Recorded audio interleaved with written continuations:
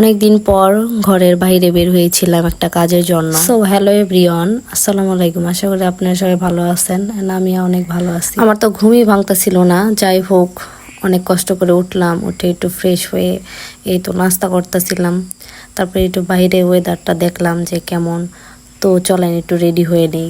আমি অনেক সিম্পলভাবে রেডি হই। যে কোনো জায়গায় গেলে আমার অনেক তাড়াহুড়া, মানে একদম সময়ই থাকে না এরকম। তো ফার্স্টে আমি আমার চুলগুলো আশ্রয় নিতেছিলাম। তো ফাউন্ডেশনটা নিয়ে দেখেন আমি মুখের মধ্যে দিয়ে একদম একটা ডলা দিলাম। ডলা দিয়ে খুব তাড়াতাড়ি বাইরে ফুপি দাঁড়ায় আছে, আমার জন্য ওয়েট করতেছে যে পরে তাড়াতাড়ি করে একটু সামান্য হালকা করে একটু চোখে একটু কাজল নিয়ে নিলাম। লিপস্টিক না দিলে কি আর ভালো লাগে বলেন? তাই একটু সিম্পলভাবে লিপস্টিকটা দিয়ে নিলাম। এই তো করা করে দেওয়ার পরে তারপর আর যাই বলেন, গালগুলো যদি লাল না করি তাহলে কি ভালো লাগে বলেন?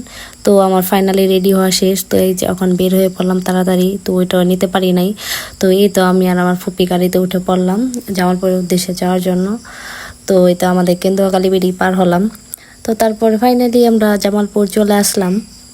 তো গেছিলাম আসলে একটু ব্যাংকে। তো ব্যাংকে একটা কাজ ছিল, তো কাজটা শেষ করে ফেললাম। তো সিম্পল কিছুক্ষণের জন্য আর কি গেছিলাম। তো তারপরে এই তো বের হয়ে পড়লাম।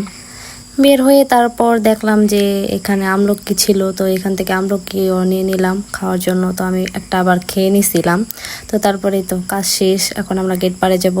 তো গেট পাড় নেমে আমরা একটা হোটেলে বসলাম যে মোগলাই খাওয়ার জন্য। তো আমি মোগলাই আসলে অতটা পছন্দ করি না। তো পরে ফুপি মোগলাই পার্সেল নিয়ে নিল অ্যান্ড একটা বিরিয়ানি নিয়ে নিল, যেটা আমি বাসায় যেয়ে খাবো। তো এই তো ফাইনালি বাসার সামনেও চলে আসছি। সো আজকের ভিডিওটা কেমন লাগলো অবশ্যই কমেন্ট করে জানাবেন। তো নেক্সট ভিডিওতে দেখা হবে। এতক্ষণ ভালো থাকবেন, সুস্থ থাকবেন। আল্লাহ হাফেজ।